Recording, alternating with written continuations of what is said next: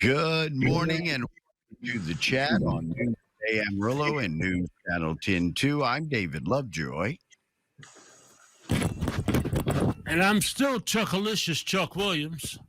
There you go. And today we're sitting and visiting with a young lady. I believe she's with BSA Hospice of the Southwest. Welcome to the show, ma'am. How are you doing today? Thanks. I'm really good. Thank you for having me on the show today. Anytime.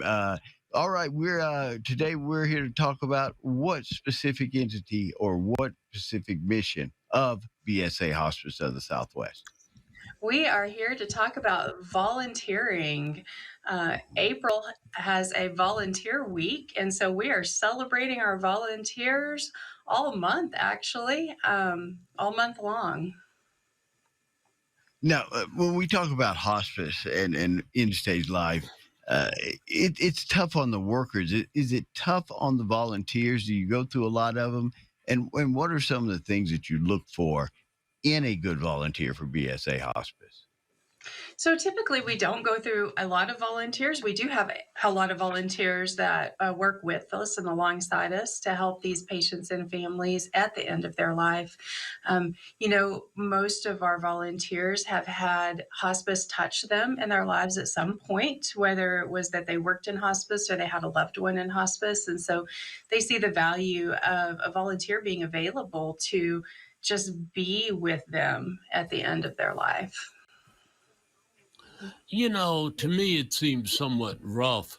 The minute you say hospice to me, I get nervous, and I don't know how many other people feel the same way or may not feel the same way. But it takes a special person to be able to understand somebody at the end of their life, as you said.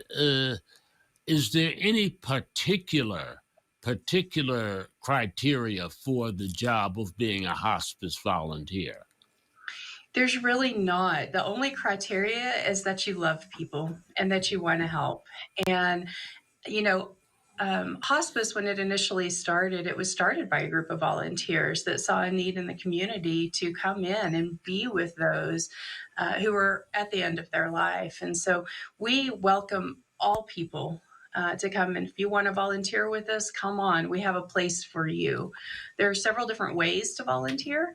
And so you can be somebody that if you want to come in and actually be with patients and families, you can do that. If that's not your strong suit and you want to do something different, we have opportunities in the office for administrative volunteers. We have volunteers who mow yards and fix things in houses and install like shower heads and things like that. So there is a place for everyone who wants to volunteer in hospice. And sometimes in this stage of your life, the little things are what count. And I think those little things, like you just said, cutting the grass or fixing a small appliance for someone who's going through this with a family member can mean a whole lot. I've noticed probably in the last 2 to 3 years, a lot of institutions from medical to education to entities like yours are going to a more peer-to-peer based system where they use people who actually have day-to-day experiences dealing with an issue, dealing with people. Is that a big plus for the hospice care situation? Do you get a lot of people who've gone through that grieving process, that process of facing the finality during hospice, and then they want to come back and share their experiences?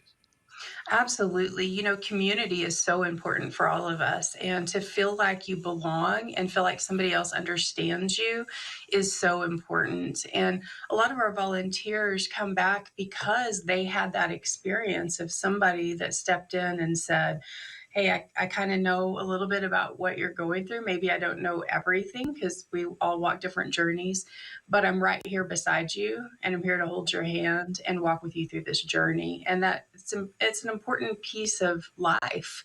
And it's an important piece for us here in hospice.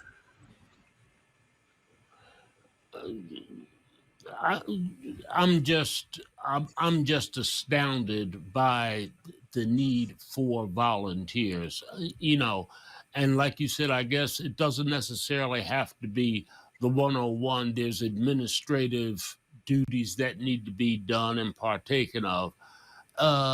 But in that realm, at this point, where would you say you need the most volunteers, or what area would be strategically beneficial all the way around to the volunteers, to hospice, as well as to BSA? So I think where we probably need the most volunteers is our vet to vet program or veteran to veteran program. We want to make sure that the veterans that we take care of in our service have a connection with another veteran here in the community. That's really important to us. The other piece is transportation. We have a couple of gentlemen who are trained to drive our hospice van. And our hospice patients, we try to make sure that we are honoring their end of life wishes. And if one of those wishes is to go out and, go to a restaurant or go travel in town someplace to see a loved one, we want to make sure that we're doing that.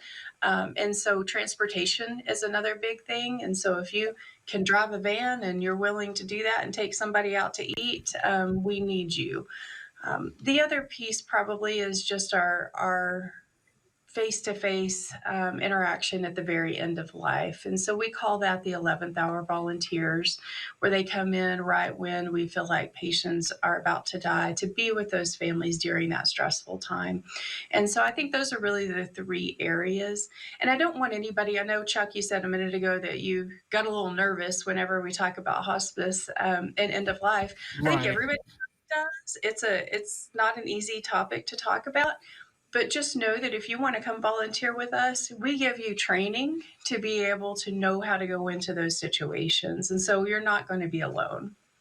Yeah, not going to just throw you in there. Mrs. Phillips, how do we go about the process of becoming a volunteer for BSA Southwest Hospice? So it's so easy. All you have to do is give us a call or reach out to us through email or on our Facebook site. Let us know that you want to be a volunteer. We have a little application you have to go through, and then we do some orientation with you and then get you started. We really sit with our volunteers to see what they want to do. So we want to cater our program to you as well. There's an old saying, the greatest comfort you can find is in comforting others. And this is an excellent opportunity to do just that with BSA Hospice of the Southwest. It's not just about the end of stage, into life stages, it's clerical work, it's transportation. They need people who Right. care to come out and help them out. You can do that, you can be a part of it. They're located at 5211 Southwest Ninth Avenue, right here in Amarillo, Texas, or give them a call at 806 355 0026. I agree with you, Mrs. Phillips. It's inevitable. We all know it's coming sooner or later. And this is a way you can help those people who are facing this in their family. We all know what death does to a family and what it does to loved ones. And it's great to see that something like VSA Hospice is really looking out for the hereafter, not just right now, tomorrow, the next day, but from here moving full forward when dealing with the trauma of grief. It's a great thing. And volunteers are a great thing. And we got a ton of them here in this High Plains area. Thank you for what you do. Oh, thank you. And thank you for having me. And just a shout out to all of our current volunteers. We love you and appreciate you so much. And thank you so much for everything that you do for us. You make it happen. Thank you so much, Mr. Phillips, for taking time out. We'll take a quick break. We're back with more right here on the chat on Newsday Amarillo and News Channel 10 2.